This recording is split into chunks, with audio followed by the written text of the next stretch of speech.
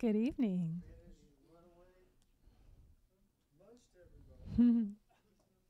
Heard there was bad traffic and spring fever.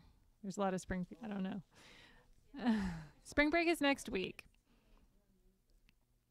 Um, so while we get settled, I will just make that quick announcement. Definitely no class next week. It's Easter Monday. It's spring break for all traditional calendar schools. It's like that. So we had already planned a week off next Monday. So this month we've had 3 classes and 1 snow day. We'll take a week off and then we'll come back April 9th for 2 to 3 more classes, depending on how much progress we make. But right now we're scheduled for 3 classes in April, so keep that in mind. Other than the schedule, I don't have any announcements, but I want to make sure everybody knows that we're taking a week off. All right. Don Brown.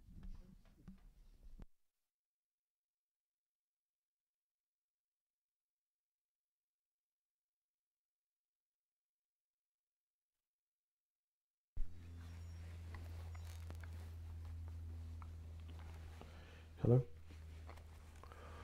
All right.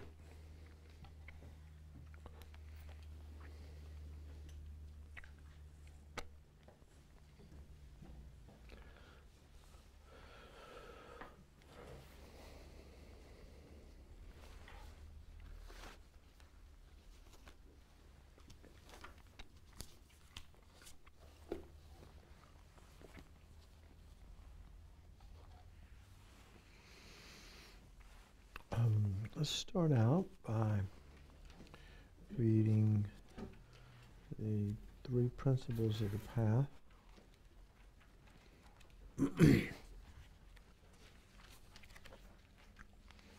Anybody want to tell me where that is?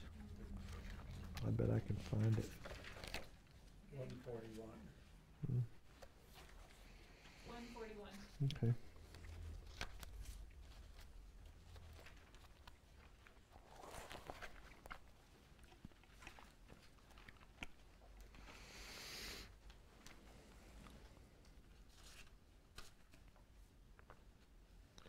So this is, just to prepare our minds for this.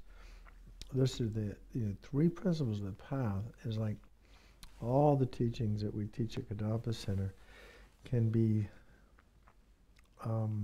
summarized, you might say, in these 3 principles of the path, distilled into this basic essence.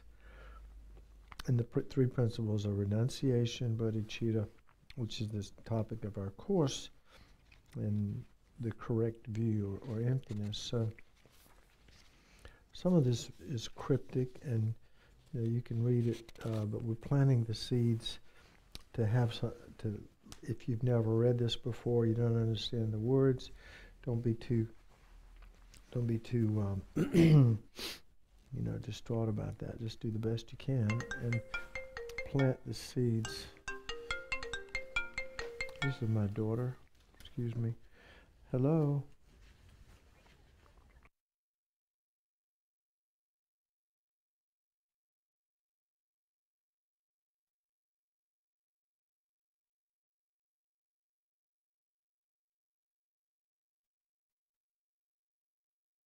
She said I'm embarrassed. I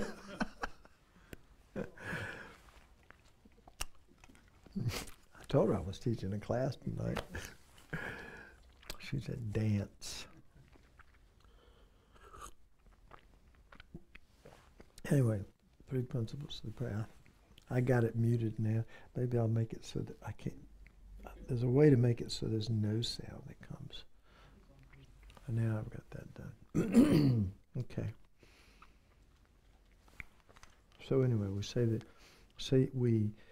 we recite these prayers, but try to let the meaning come in a little bit. And if you don't understand it, just keep a positive mind, and then aspire to eventually be able to understand the meaning of these words. Okay, I bow down to my perfect gurus, essential meaning of the victorious one's teachings. the path praised by all the holy victors and their children, the pathway of the fortunate ones desire liberation. This I shall try to explain as much as I can. Those who are not attached to the pleasures of circling samsara, who strive to make freedom and endowments meaningful, who entrust themselves to the path pleasing the victorious ones, you fortunate ones, listen with a calm mind. Without the complete intention definitely to be free of circling, there is no way to pacify attachments, seeking the pleasurable effects of circling. Also by craving for cyclic existence, embodied beings are continuously bound. Therefore, at the very beginning, seek renunciation. Freedom and endowments are difficult to find. Life has no time to spare. By gaining familiarity with this, attraction to the appearances of this life is reversed. Thinking over and over again that actions and their effects are unbetraying, and repeatedly contemplating the miseries of cyclic existence, attractions to the appearances of future lives is reversed. When by having trained in that way, there is no arising, even for a second, of attraction to the perfections of cyclic existence, and all day and night the intention seeking liberation arises, then the thought of renunciation has been generated. Even if renunciation has been developed, if it is not possessed of the mind of enlightenment, it does not become the cause of the perfect bliss of unsurpassed enlightenment. Therefore, the wise generate the supreme mind of enlightenment. Swept away by the current of four powerful rivers, tied by the tight bonds of karma so hard to undo, caught in the iron net of self-grasping, completely enveloped by the total darkness of ignorance, endlessly reborn in cyclic existence, ceaselessly tormented by the three poisons, thinking that all mothers are in such a condition, generate the supreme mind of enlightenment. in sort, is like the mother whose cherished son has fallen into a pit of fire, And who experiences even 1 second of his suffering as an unbearable eternity. Your reflection On the suffering of all mother sentient beings has made it impossible for you to bear their suffering for even 1 second, and the wish seeking enlightenment for their sake arises without effort. Then you have realized the supreme precious mind of enlightenment. without the wisdom realizing ultimate reality, even though you have Generated renunciation in the mind of enlightenment, you cannot cut the root cause of circling. Therefore, attempt a method to realize dependent arising. One who sees the cause and effect of all phenomena of both cyclic existence and the state beyond sorrow, forever unbetraying, and for whom any object trusted in by the grasping mind has completely disappeared, has at that time entered the path pleasing the Buddhas. The appearance of dependent relation, which is unbetraying, is accepted separately from emptiness, and as long as they are seen as separate, one has still not realized the Buddha's intent. These two realizations are happening simultaneously without alternation. and from Merely merely seeing dependent relations as completely unbetraying, the ascertainment comes that destroys. The way all objects are apprehended as truly existent. At that time, the analysis of the ultimate view is complete. Furthermore, appearance eliminates the extreme of existence, and emptiness eliminates the extreme of non-existence. You realize how emptiness manifests in the manner of cause and effect, then you are not captivated by wrong notions holding extreme views. In this way, you realize exactly vital points, the three principal aspects of the path, resort in seeking solitude, generate the power of effort, and quickly accomplish your final goal, my child.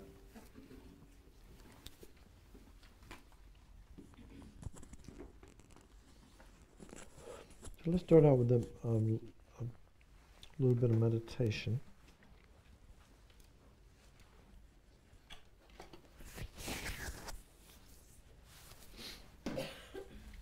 Sit up Sit up straight on your cushion or chair.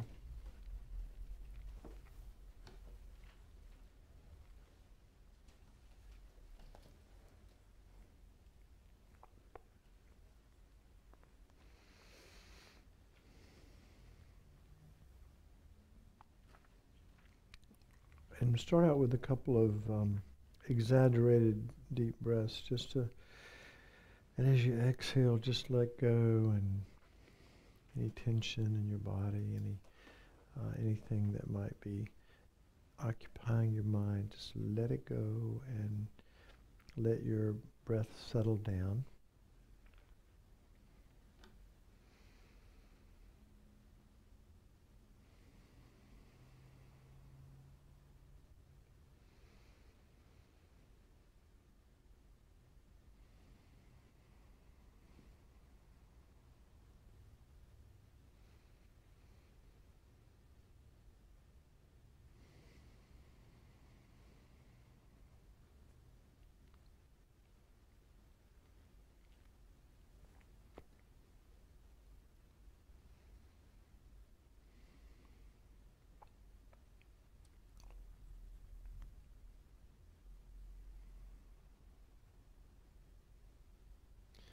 This time, just follow the inhalation and exhalation, the whole experience of breathing. You don't have to count. Just keep your mind focused on breathing, whether it be the sensation at the tip of your nose, or the rising and falling of your abdomen, or the expansion of your chest, wherever you notice it most readily. And you want to follow it all the way through the inhalation to the point where the breath turns and becomes an exhalation, and then it turns again and becomes an inhalation. Don't let your mind stray even for a millisecond from the experience of your breath.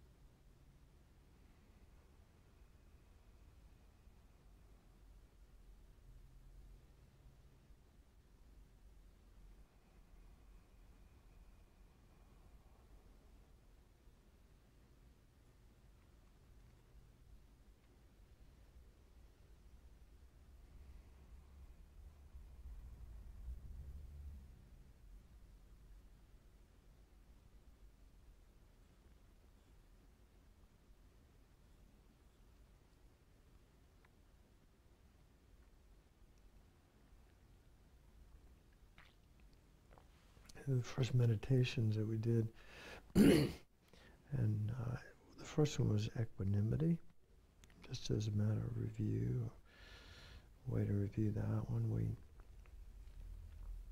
need to develop this stable mind that's not biased, so that we can develop universal love and universal compassion.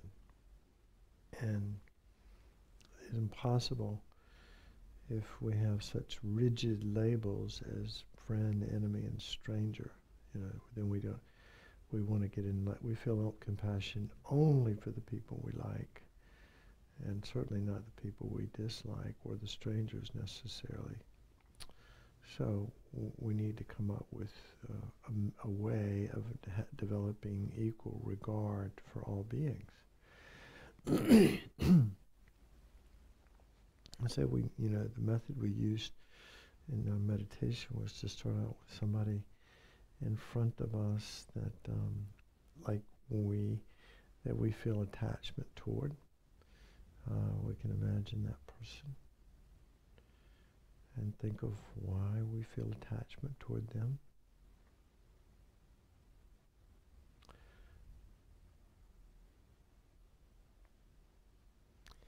Maybe they fit what we, think of as an attractive person.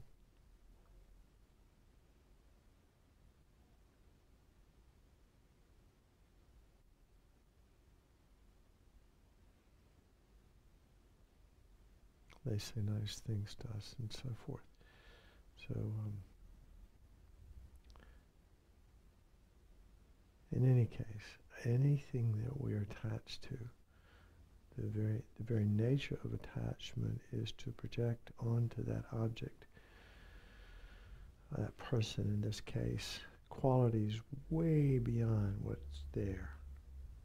Not saying that he or she are not attractive or whatever, but we are, or don't have these good qualities that you perceive. But then the nature of attachment is to exaggerate these good things and to underestimate the negative ones.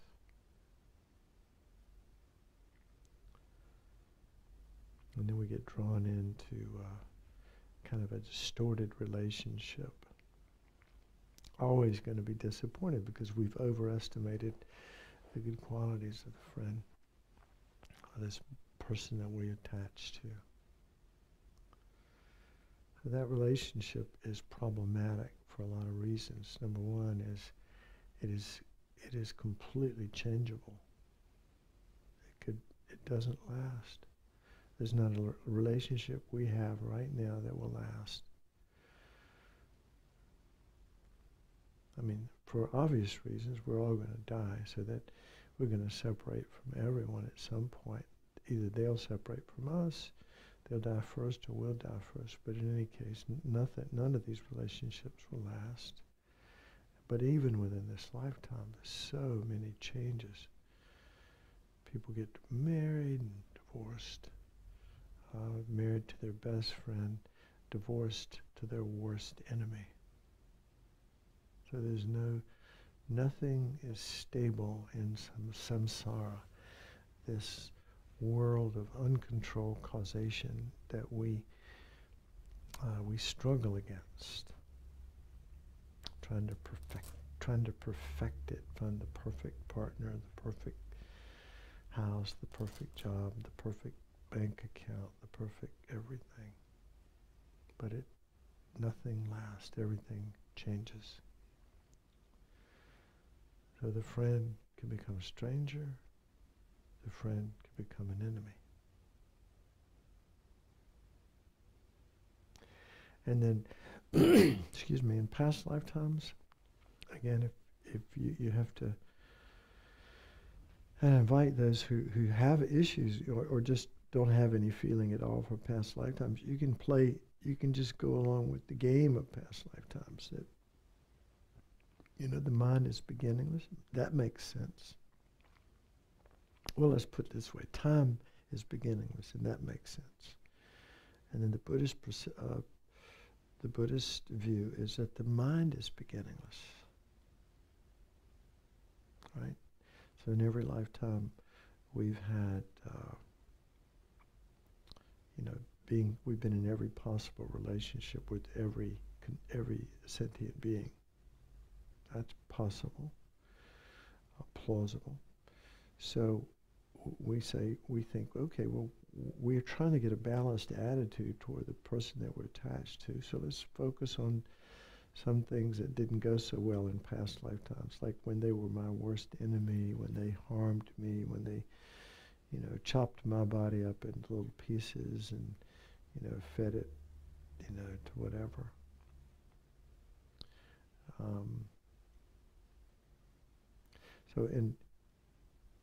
The point is to get to a more level-mindedness about this so-called friend or the being that we're attached to. Yes, they have positive qualities, but they also have, there's another side to them as well.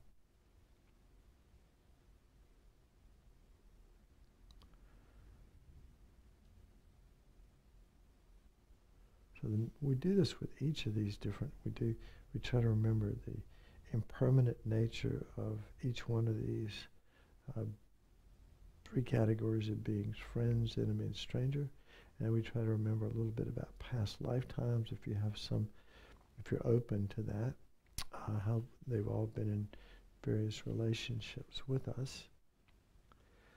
So the next you can go to the stranger, which is the majority of people, or living beings.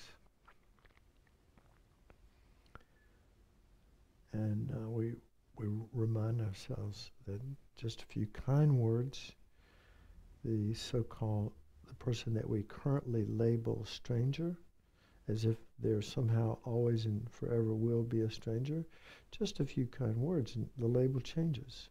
They become friends. Or a few unkind words or careless words, and that person gets labeled enemy. And we believe so strongly in our labels, like somehow that's the truth, knowing full well that the labels can change at any moment. But the way we see reality is not that way. We get stuck in our labeling. And so then in past lifetimes, this so-called stranger has been like best friend, worst enemy.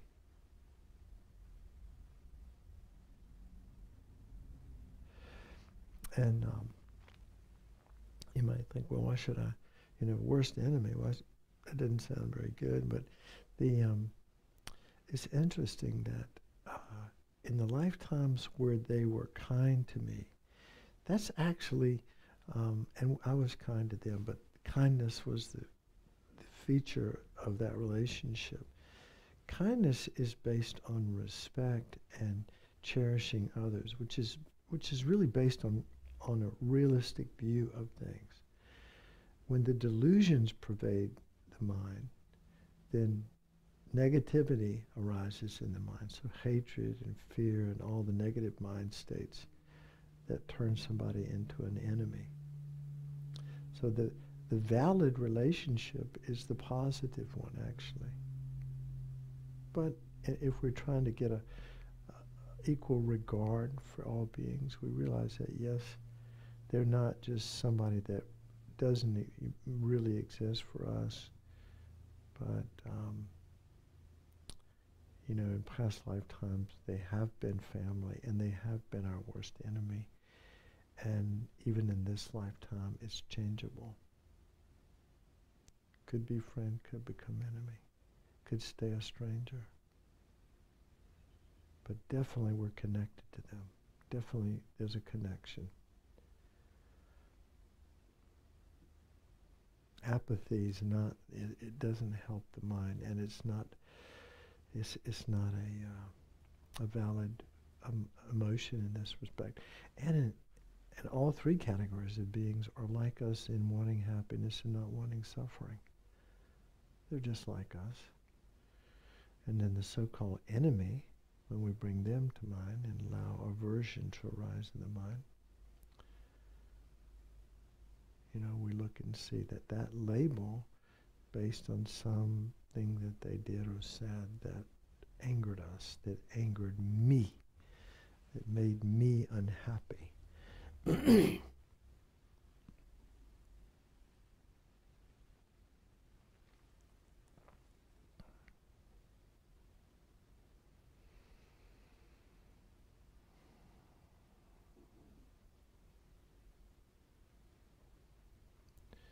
It's interesting that I just read something recently that the Dalai Lama had one of these mind life conferences, and a Western scientist, I think it was a psychologist or whatever, said that the people that had the worst health, that were the ones that used I, me, and mine the most.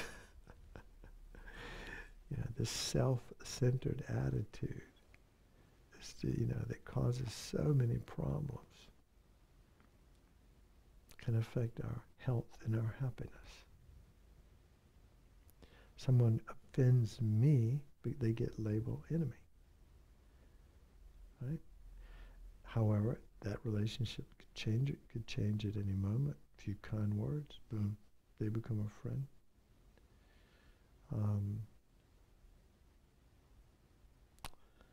And in past lifetimes, they've been extremely kind to me. And again, the nature of this negative attachment, which is what aversion is, we see it and we go, gosh, I can't wait to get away from her or him. I'm attached to not liking you, is one way of saying it. And so anybody that we feel aversion toward, anything we feel aversion toward, we've overestimated the negativity of that. So we need to come into a more balanced way of looking at it. We have to focus on the positive qualities of the so-called enemy. So they could become a friend. In past lifetimes, they've been kind to us, like our family. Who teaches us patience? Yeah, the enemy, the person that that pushes our buttons, that gives us a hard time. That's the person that teaches us tolerance and patience. And the so-called enemy is the enemy of our worst, is the enemy of our worst enemy. Let me say this right. Yeah, that's right. This person that we dislike points out our flaws. They go right straight for our ego, which is our biggest enemy. They point out our flaws. They point out areas where we need to work on ourselves. If nothing else, just to develop more patience and tolerance. And then, according to the laws of karma, the so-called enemy, it's just the vehicle by which our negative karma comes back. So, we did something in a past lifetime, on our mental continuum, whatever form it was taking. I would say we, in a merely label way, because who knows what form we had at that time, but that being that's connected to me in former lifetime created the karma to have future suffering. And so this being that is harming me now is only the fruition of my own past actions. They're not the cause. They look like the cause of the harm, but the real cause of the harm is the self-centered, self-cherishing mind that dwells right in the depth of my heart. That's the demon that we have to conquer. So we want to point out there and say, oh, there's the enemy. But no, that's the real enemy is our selfishness.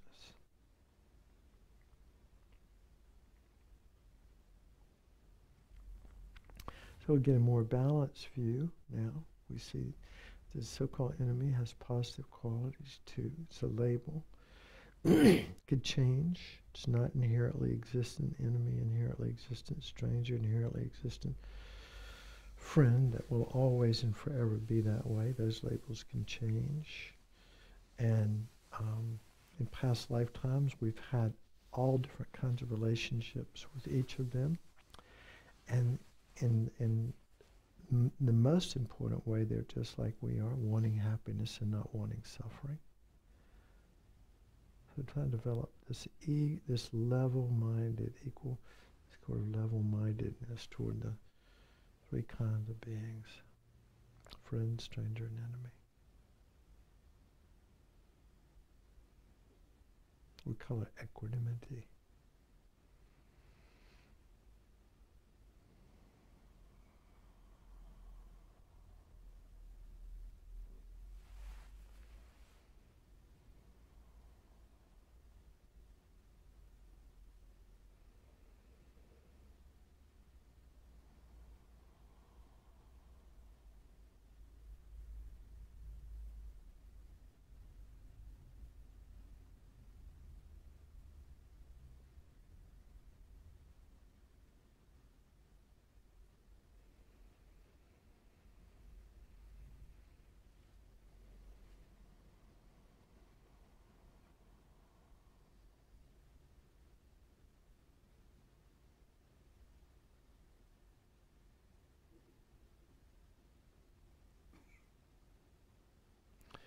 So that what follows from the equanimity meditation is that we reviewed last week was the 6 cause and effect, the 6 cause and 1 effect, or 7 cause and effect, sometimes call that.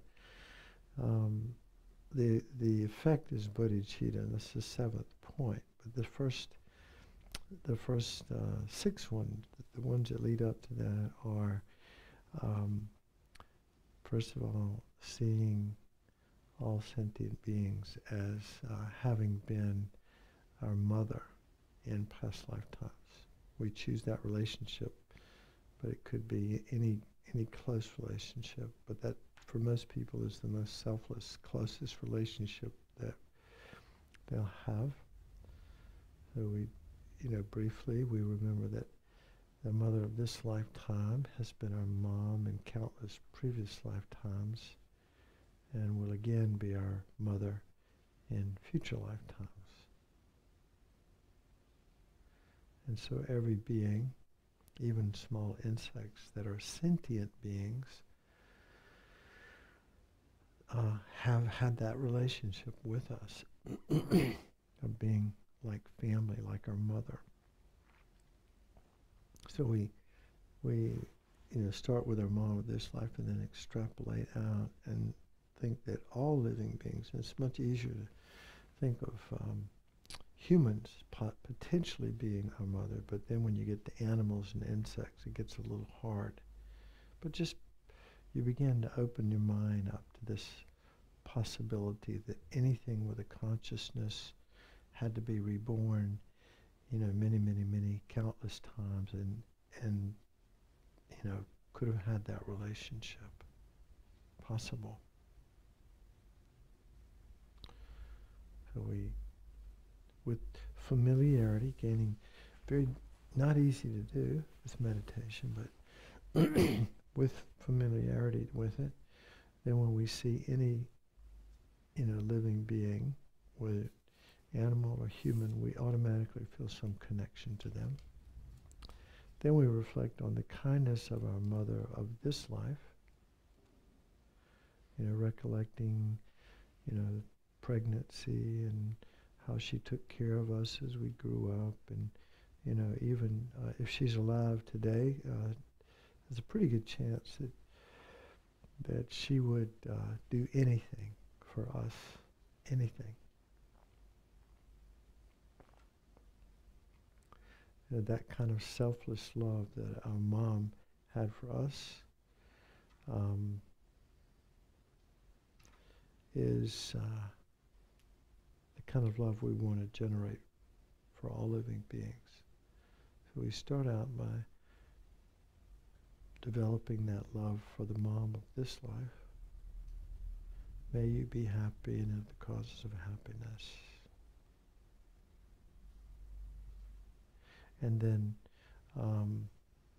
you extrapolate that out to, friends and family, and then strangers, and then maybe including people we dislike, and then, universal living beings. Okay?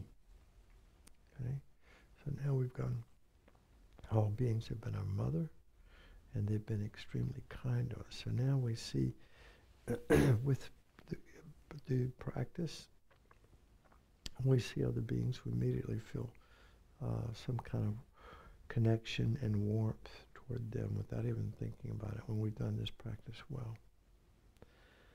And then the next step is wishing to repay their kindness. And it's like it's not somebody else's job. If somebody's been kind to you and done some sort of kind gesture, it's our responsibility to repay that kindness. And what better way to repay their kindness than to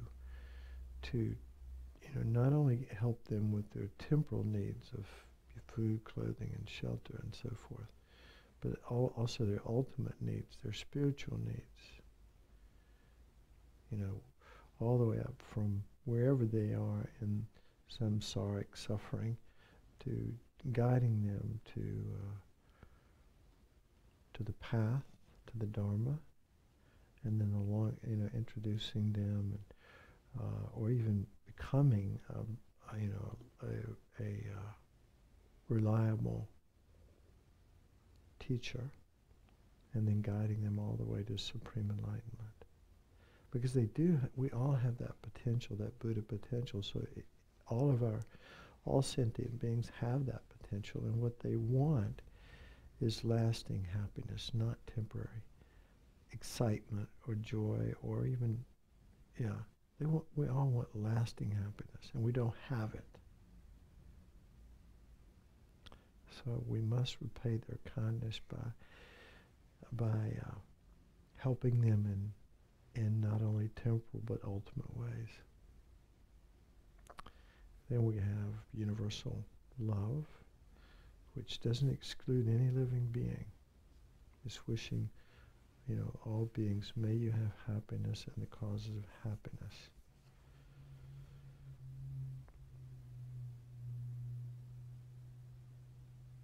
And then we have, universal compassion. May you be free of suffering and the causes of suffering.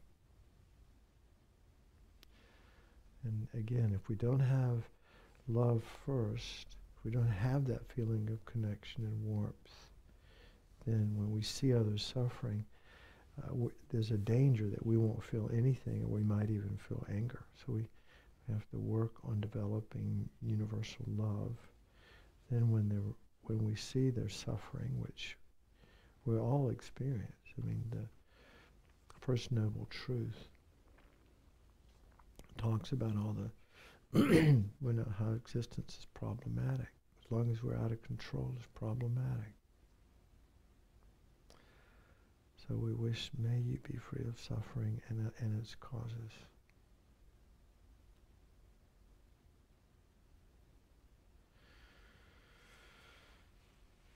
And now, this is actually the preliminary meditations, actually more than the preliminary, leading up to the next method of developing bodhicitta, called exchanging self with others. So we're going to stop, but every time it's much more powerful to do the meditations on developing bodhicitta if we go through, first of all, at least the first 5 or so meditations on exchanging self, on the 6 causes and effect. We do those first. Then we lead into the exchanging self and others. Much more powerful.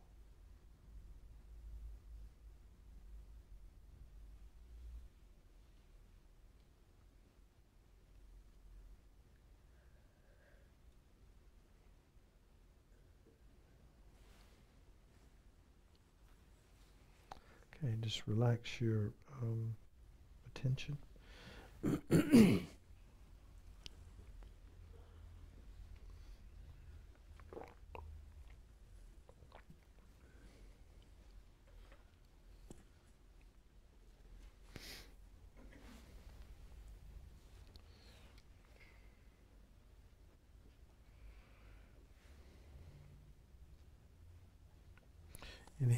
Any questions, comments?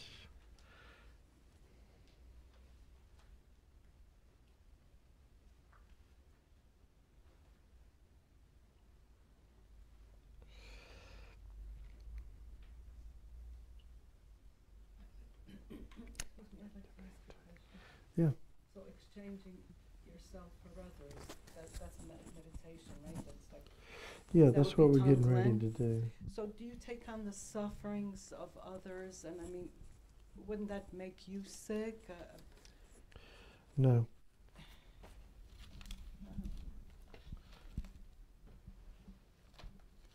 No, you can't do it yet anyway. But it's the attitude that you're trying to develop.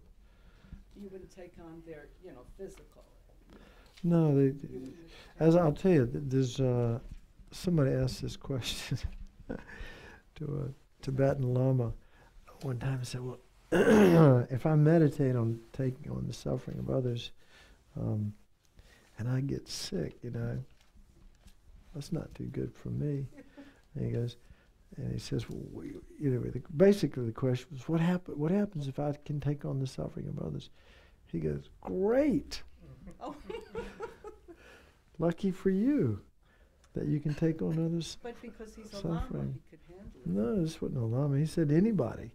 If you could practice Tonglen and take on the suffering of others and give them happiness, then that would be fantastic. Would be. That's what he said. Which, this is we'll get to it. Oh, okay. Yeah. Thank you. So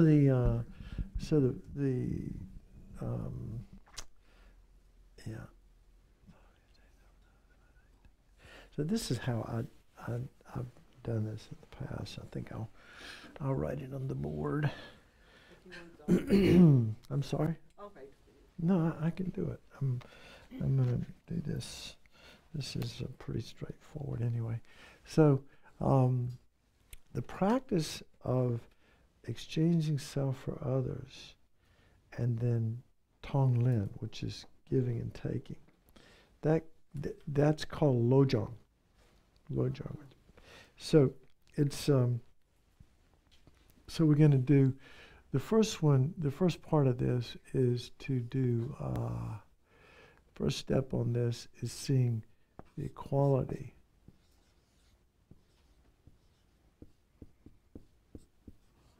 of this. Also, this practice is more profound and more powerful than the 6 causes and effect. Usually, it's thought of that way. However, the 6 cause and effect, generates usually more emotion. And compassion is an emotion, not just a concept. So that's why combining these 2 methods is more powerful than just doing this one alone. Equality of self and others.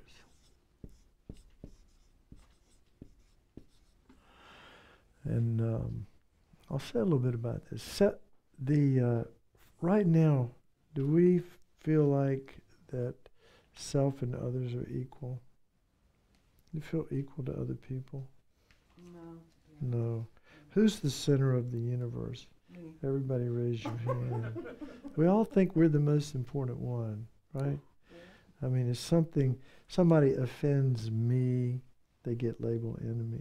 Everything is, the referent is I, me. Like I said, not helpful, but it is a fact. Now, there is, there's a nominal self and there's a nominal other, right? We usually think of others as singular, don't we? Others, we do. And self is one. But in fact, others are infinite. Others all want, we're all equally the same in one. In this meditation, the main thing we want to remember is that we're all equal in wanting what? Happiness, and in wanting to avoid suffering. We all want that the same. And so, so that I remember, I think in Kishidonya, or one Lama that came through here said it's the most powerful way to develop loving kindness is remembering that everybody is just like we are. If you go someplace and you look in the eyes of people and you go, he or she, without saying it out loud, but go, they're just like me. They want to be happy and they want to suffer. But you look, they might be doing all kinds of stuff or being cool or saying clever things or being funny, but that's their driving force behind everything that they do, is that they want to be happy and don't want to suffer. And they're just like I am. They're equal. They're not better.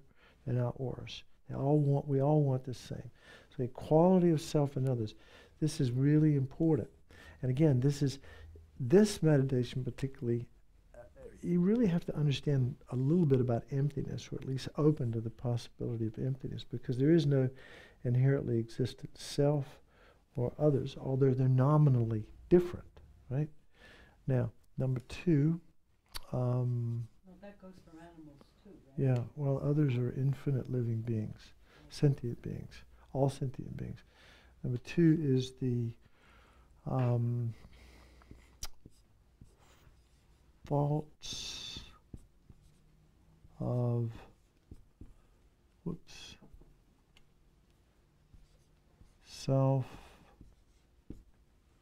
I'm going to say self-centeredness. That's an easy way to say it, self-centeredness. Or selfishness.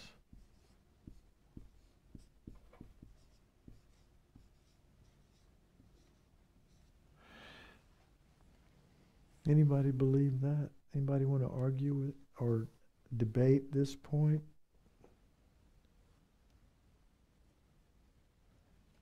By the way, when I saw this, I was completely shocked.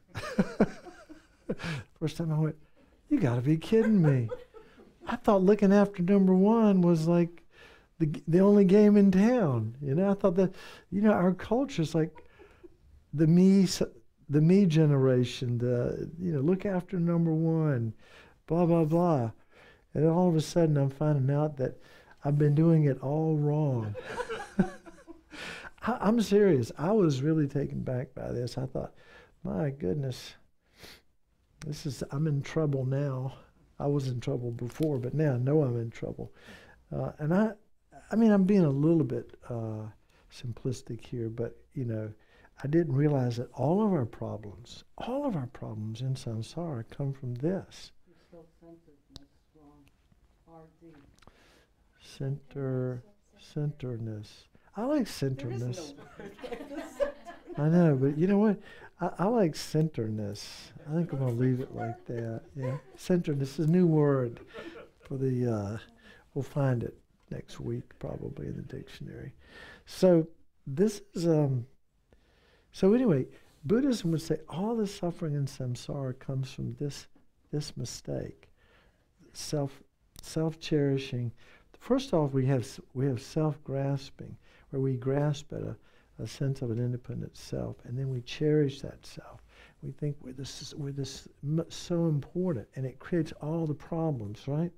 You remember the 8 worldly dharmas? We've talked about that. The things that you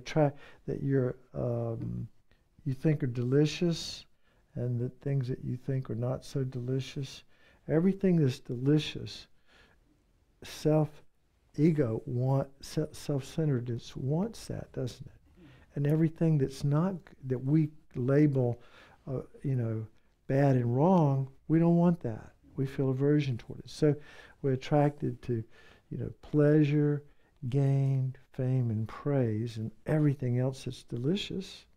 It's all based on me, I, and we feel aversion toward loss, disgrace, blame, and pain. Things, all the stuff death, sickness, old age, and death. Anything that we consider to be negative, we feel aversion toward. We don't want it, and it's all based on this self-centered attitude of what's going to make me happy. And so we say all the negative karma from the beginning of beginningless time until now, all the suffering of the individual, of nations, you name it. Every bit of suffering throughout the universe up until the present moment is because of this attitude. And I would invite you to take a look at your life and see if this is true.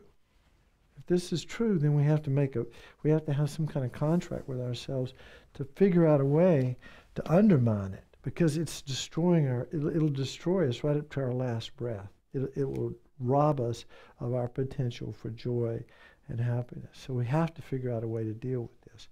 And then number 3 is the great, the value. I don't know how to say it any other way. You could just say value of cherishing others.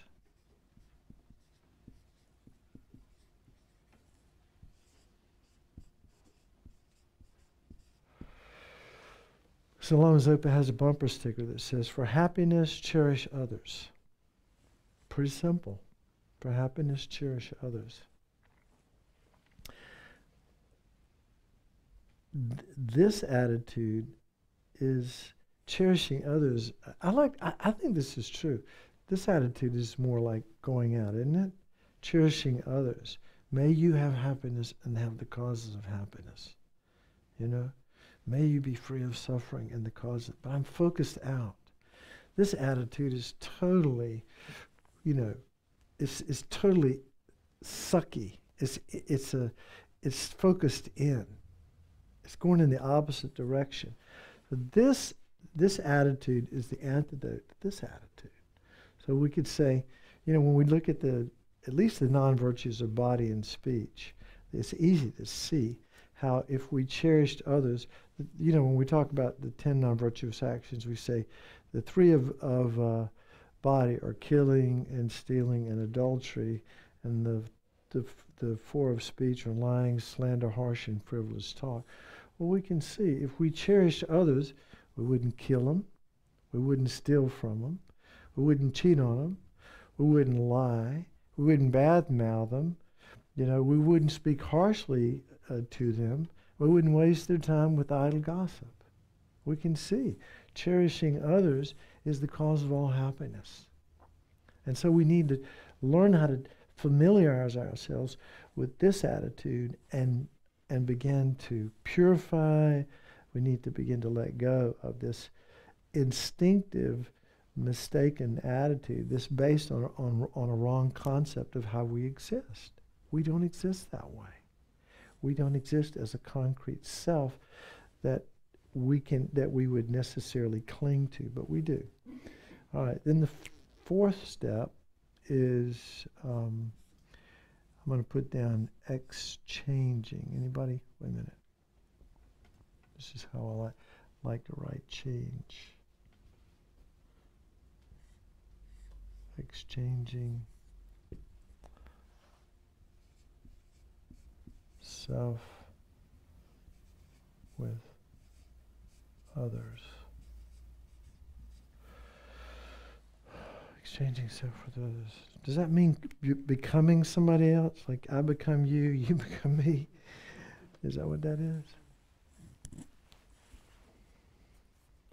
Anybody read about this? Anybody want to take a shot at it? What does it mean? Actually, what it means is real simple. What we want to do is, our habit now is self-centeredness.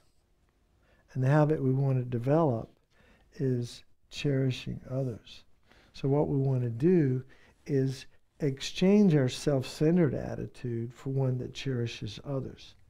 So now, and you have to do this. I mean, this is a conscious thing that you do in meditation where you say, okay, I've spent my entire life up until now cherishing myself, self-centeredness, self-cherishing selfishness. All right, I'm going to exchange that mind for the mind that cherishes others. You know, so again, for happiness, cherish others. So what is that going to look like? We get up in the morning, and from the very beginning in the morning, we set our motivation to work for the happiness of others. There's a little saying that Lama Zopa has, and we did it at the retreat, but it's sort of, the basic bottom line is, you wake up in the morning and you set your motivation to do as much as you can for the benefit of others. Lama Yeshe used to say, and he was a great teacher and yogi, and I mean, he was the one that's really responsible for Kadampa Center. And he said, he was very humble too. He says, as much as I can, I dedicate my life to others. So, this is what this is. We're letting, as much as you can, let go of the self-centered attitude and start focusing on others. Now, at this point, some people go, well, I give, particularly, there are other people do this too, but particularly you see mothers, women, but sometimes men too, that have, they've completely given over, lost themselves in parenting, you might say, and have, dedicated their lives to their kids to the point that they feel totally depleted. Now, what happened? Is that a contradiction to what I'm saying? Anybody experience that here in the room? Can you repeat that? Yeah, I'm saying that sometimes if you cherish others, let's say you have children, you take care of them, and you put all your energy into taking care of them, and the next thing you know, you're emotionally and physically exhausted and depleted, and you think, well, I've given my whole life to these kids, and for whatever reason, and it hasn't made me happy. Basically, I'm just burned out. What happened? You're expecting something from it. Pardon? I guess, joyful effort.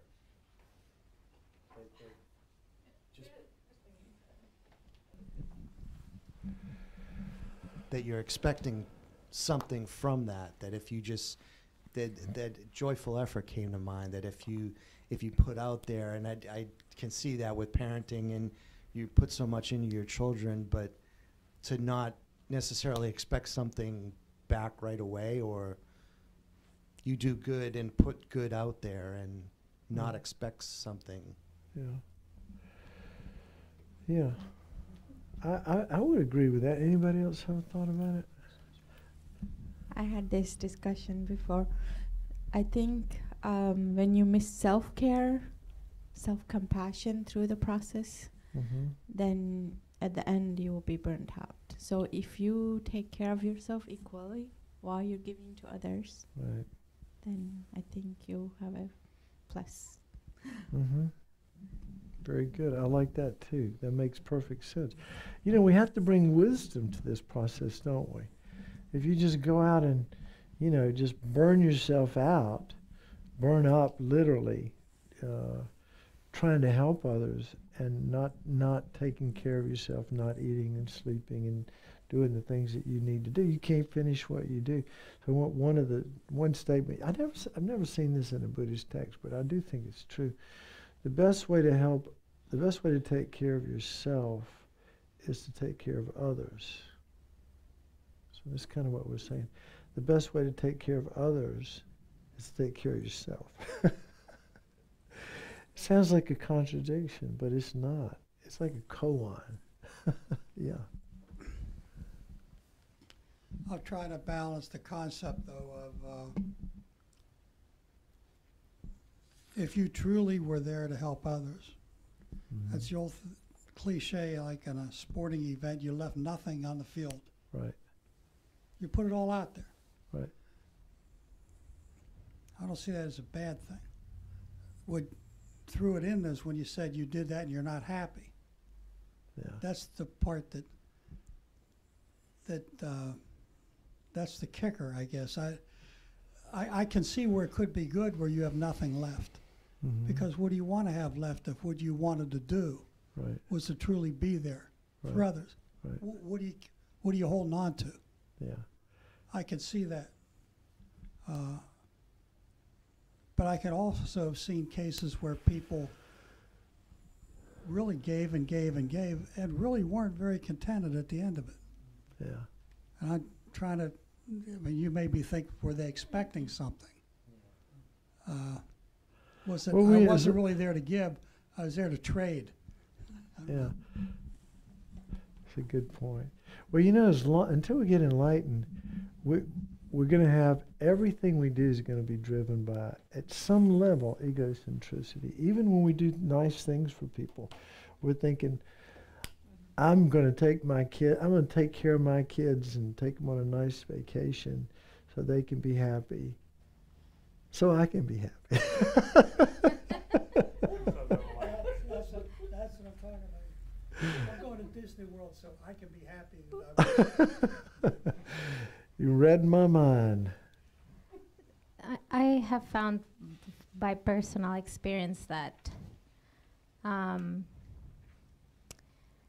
this not only applies to parenting, it's for everything else, work, Right. whatever your endeavor is, that when you use your children or parenting for justifying your sense of self, like the self-cherishing, Right, right. that's when you get burnout. That's when I get burnout. When I use it to justify, depending on what your idea is of good parent, they should go to this school, they should dress like this, they should sleep like this, or eat like this, or behave like this, then that means I am a good parent, so on and so forth. So if, whenever I use something outside to justify my ego or whatever idea it is I have about that, then that's when I burn myself. But if it comes from a particularly found dharma, very useful in parenting, because cherishing others, genuinely wanting my kids to be free from suffering, then I parent joyfully. Like I have more energy than ever before, like 10 years ago when I when I first started, So, and over there I was like, yes, I'm going to do this, and woohoo, and I was completely exhausted. And now, I don't sleep 8 hours, 6, 5, 4, who knows, and I'm still happy. I'm not grouchy or angry. I'm joyful, oh, yes. So I think that the self-cherishing attitude towards parenting is what, burns me, at least. I don't know if that happens with others, but for me, that I found that very enlightening when I found that these teachings. And Anybody else? Okay. So this is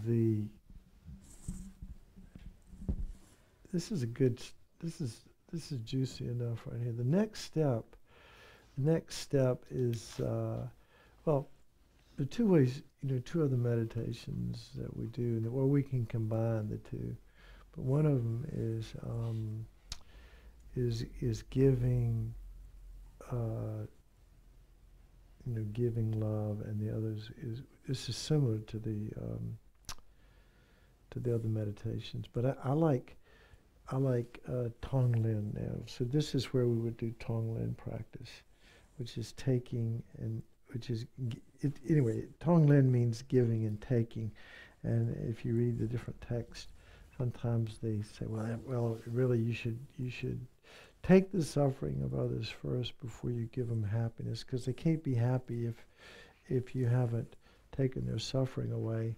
Well, on the other, that might be true, but if there's somebody you dislike, then you have to develop loving kindness for them first. So you give them happiness, and we're just doing a method of developing compassion and loving kindness. So we're going to focus on Tonglen next week, or the next time we meet in a couple of weeks. We're going to do the whole class on that subject.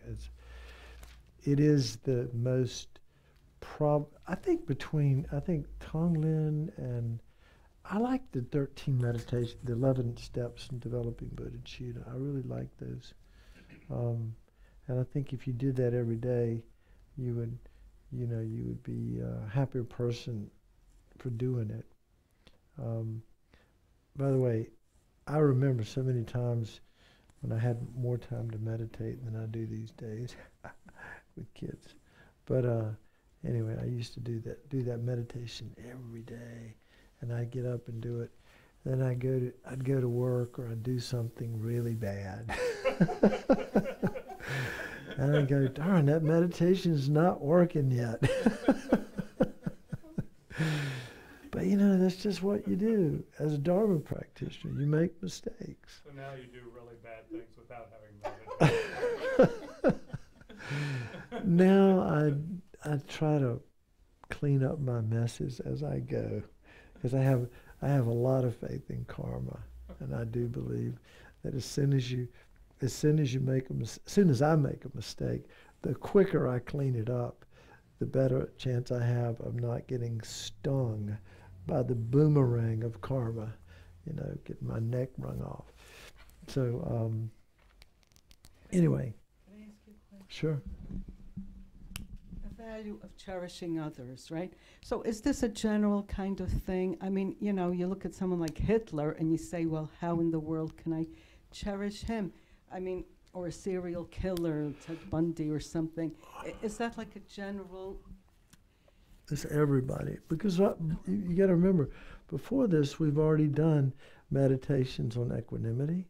This is the foundation where we've, as much as we can, we've let go of aversion for the enemy, Hitler, Saddam Hussein, you fill in the blank, anybody you don't like. So just don't think of them. Well, you're trying to see them.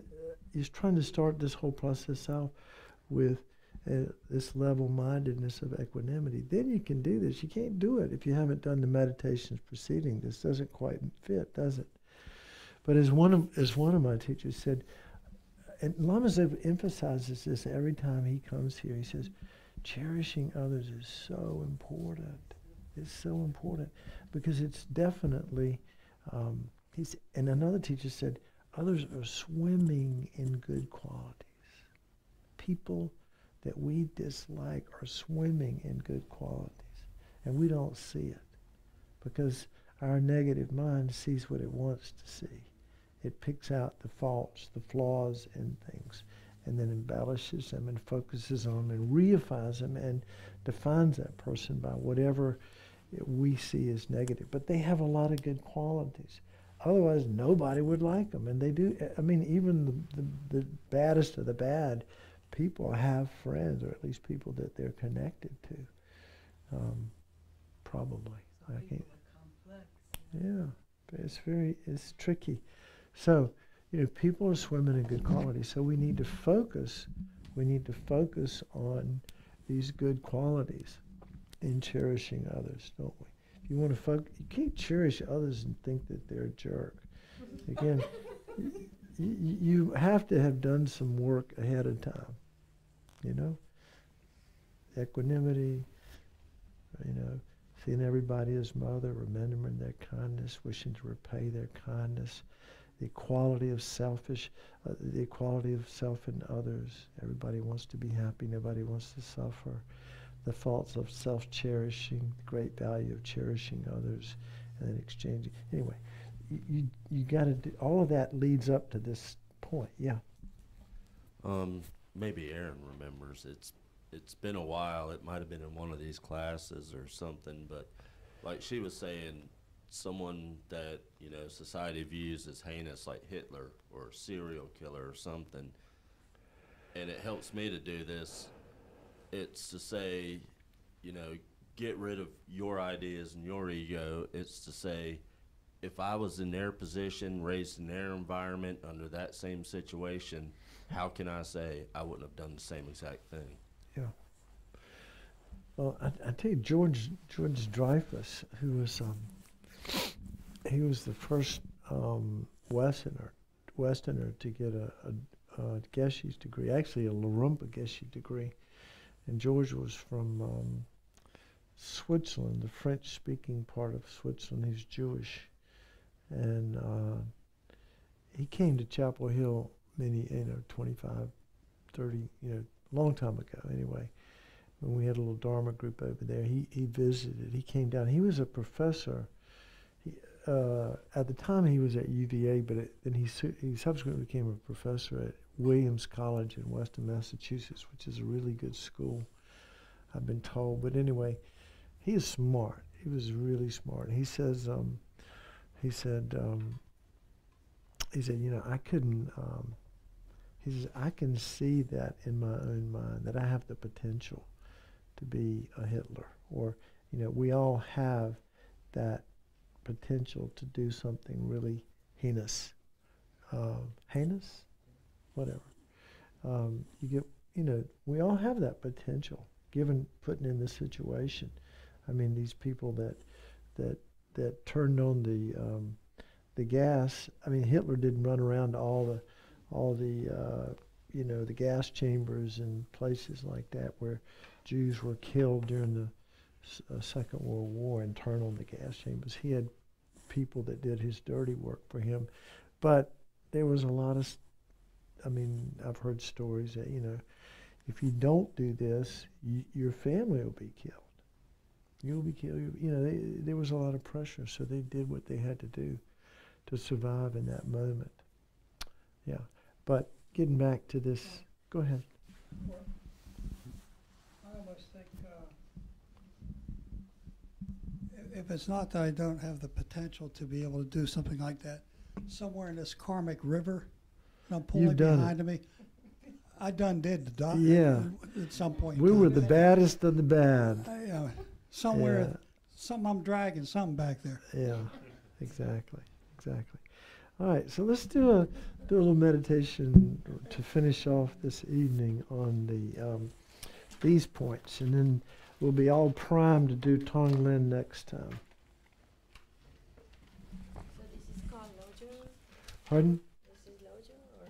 Well, this is part of exchanging self for others. We haven't finished it yet. Now, the last two parts, again, this sort of universal sense of universal responsibility, so-called supreme wish, where we take personal responsibility to free all beings from suffering. It's my job to free all beings. Can't leave it up to anybody else. I'm gonna, that bodhisattva attitude. That's the next step after Tonglen, and then after that, it's generating bodhicitta, where we realize that to do what we want to do, we have to eliminate our faults, develop all of our qualities, and become a Buddha. That's the method to help others, which is what we want to do. The method to help others is to become an enlightened being, which simply means eliminating our faults and developing our good qualities to the nth degree. That's how we can really help others. Otherwise, if we're a disaster, we can't even help ourselves, much less others. So let's do this meditation. So start out by settling your mind down, and let's think something good, as Geshe Gelik says. Just focus on the breath and think something neutral for right now.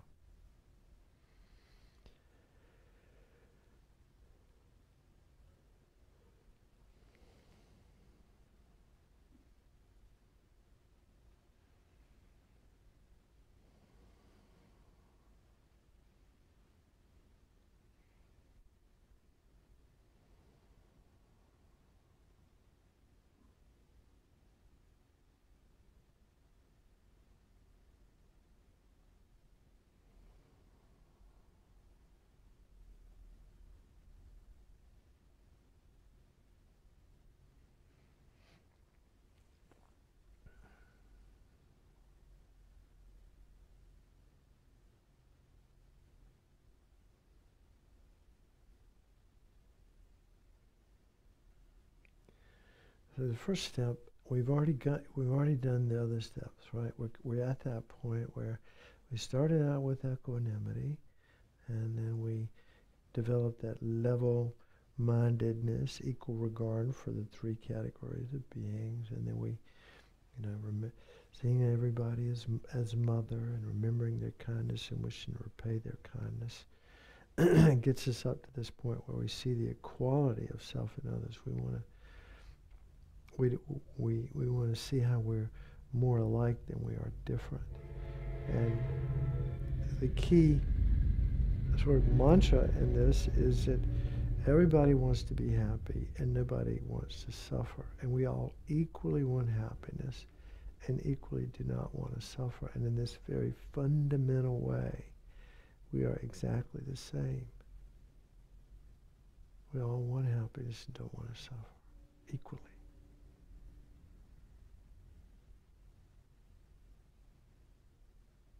Think about the people in your life.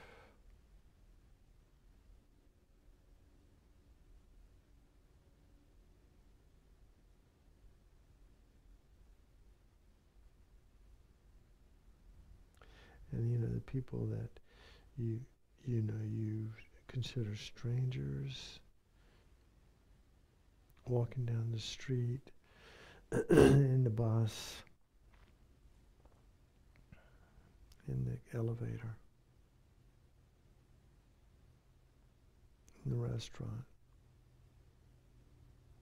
Everybody wants the same.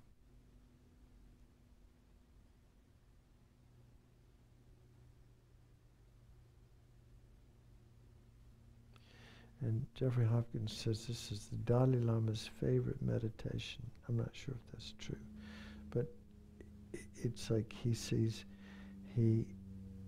imagines there's this imaginary line, and on one side of it is Dalai Lama, and on the other side is universal others, others, which is universal living beings, everybody but him, okay? And he looks at, he thinks, okay, I want to be happy and I don't want to suffer.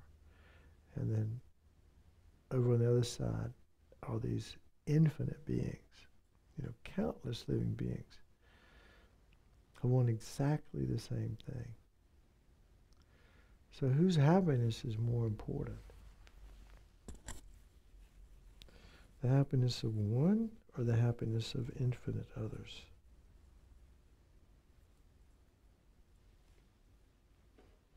Now some teachers would say the happiness of others is more important than the happiness of one person or one being.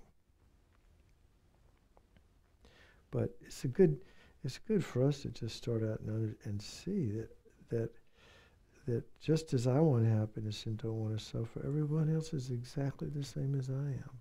And they have the right, just as I do, to have happiness. It's an instinct. There's nothing wrong with wanting to be happy and wanting to avoid suffering. When it becomes an addiction, that's when it causes the suffer, causes the misery. But that's a valid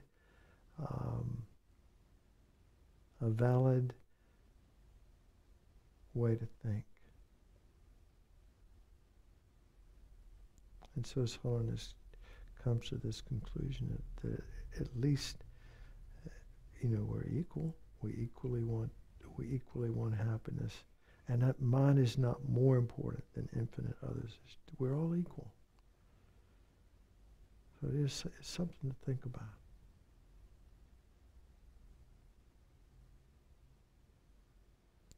Then we think about the faults of self-cherishing selfishness. And just look at the messes that you've had in your life, places where things have not gone well.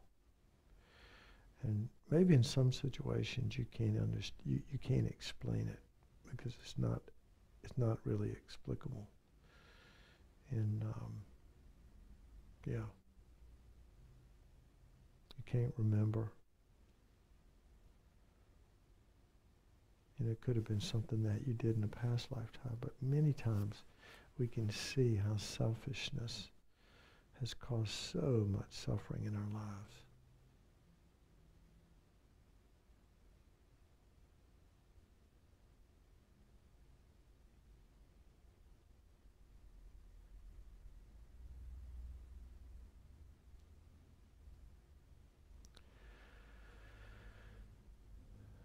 So in the name of self-cherishing, we've killed, we've stolen, we've committed adultery, we've lied and slandered, spoke harshly and frivolously.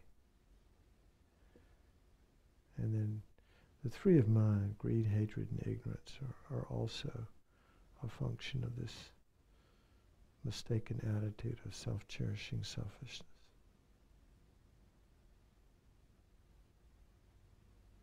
Self-centeredness, self-centeredness.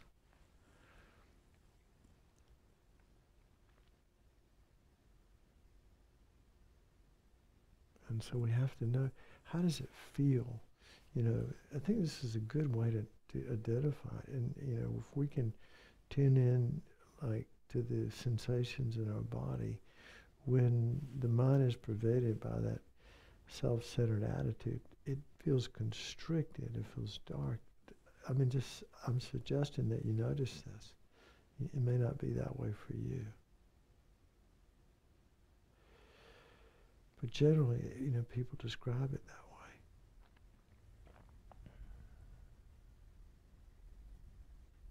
And that's the attitude and that feeling of tightness and constriction and closing down, you might say.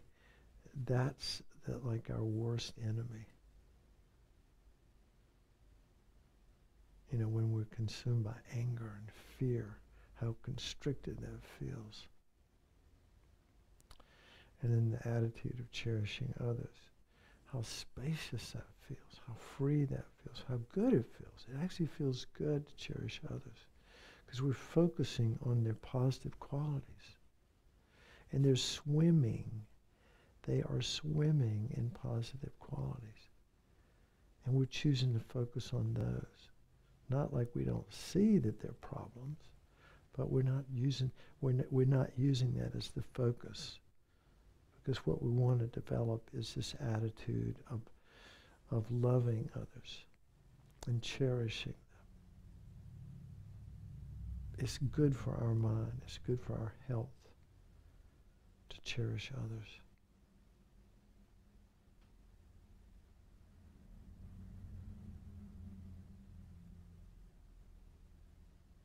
For happiness, cherish others.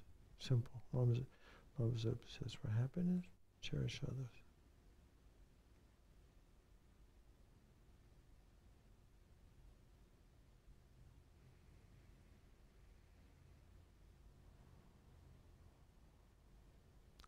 And then the last step is to exchange self-cherishing, the self-cherishing attitude, which we're very familiar with that. We're gonna let it go. We're not giving it to anybody. We're just letting it go. We're exchanging that for the attitude of cherishing others. So exchanging self for others is is letting go of the self-cherishing attitude and adopting the attitude of cherishing others. So that from the moment we wake up in the morning, we make a determination to cherish and serve others as much as I can. I dedicate my life to others like that. And then that, like pervades our mind all day long, just like the oxygen that we breathe. We get dressed for others, we drink our coffee for others, we try to do our best at our job for others, we respect others, we behave toward them as if they're cherished beings, because that's how we're seeing them now, as cherished beings. We don't do stuff that hurts them, and if we do, we clean it up. We know we're not perfect, but we do our best to avoid harming, and as much as we can, helping others. And we go through the day with the attitude of cherishing others.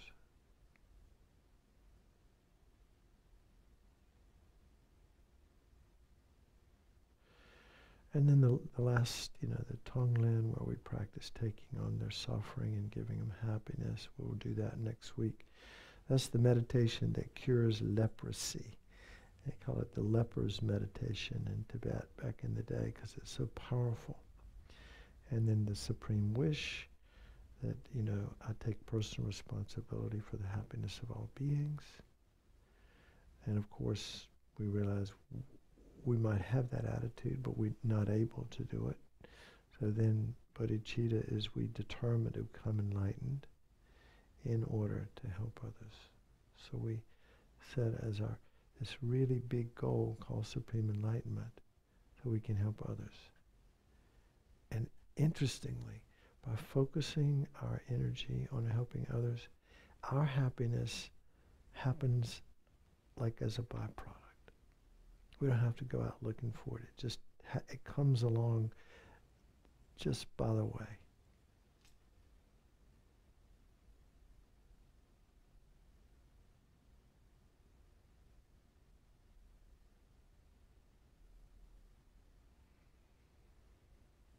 Okay, so let's relax our concentration and do our dedication prayers on page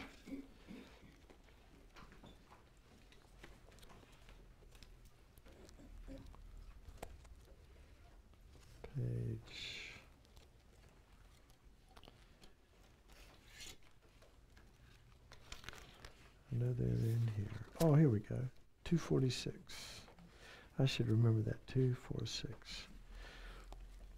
All right. So what does dedication mean? It means that, we're dedicating it in a sense that we collectively and individually develop some positive potential. Seeds have been planted on the mind stream tonight, and there's two teachings going on always. Is whatever is being said from this position, and then you're hearing it and you're processing it and teaching yourself through your own experiences. So something, hopefully a lot of good has come from both of these teachings, and then we want to give that energy, we want to dedicate it or send it in the direction of supreme enlightenment for the sake of others. We don't want it just to ripen in like a nice lifetime the next time around, or in this life maybe a Lexus or something, although it wouldn't be bad. But we want to do better than that. We want to dedicate it to something bigger, supreme enlightenment. Okay, may all beings everywhere, plagued by suffering of body and mind, obtain a notion of happiness and joy by virtue of non-merits. May no living creature suffer, commit evil, or ever fall ill. May no one be afraid or belittled with the mind weighed down by depression. May the blind see forms and the deaf hear sounds. May those whose bodies are worn with toil be restored on finding repose. May the naked find clothing, the hungry find food. May the thirsty find water, delicious drinks. May the poor find wealth, those weak with sorrow find joy. May the forlorn find hope, constant happiness and prosperity. May they be timely rains and bountiful harvest. May all medicines be effective and wholesome prayers bear fruit. May all who are sick and ill quickly be freed from their ailments. Whatever diseases there are in the world, may they never occur again. May the frightened cease to be afraid, and those bound be freed. May the powerless find power. May people think of benefiting each other. For as long as space remains, for as long as sentient beings remain, until then may I too remain to dispel the miseries of the world. Okay, thank you. So there's a homework handout, and Aaron has something to say. Yeah, I was just going to say the homework's in the back as we walk out, and if you are streaming, it is also posted online. At the end of class, we'll straighten up the chairs a little bit. The water bowls on the left are taken down the normal way, and the water bowls, or the offerings in the middle, are going to be taken down in the opposite direction, and I can help with taking those down. They're from the Guru Puja, so they're a little different.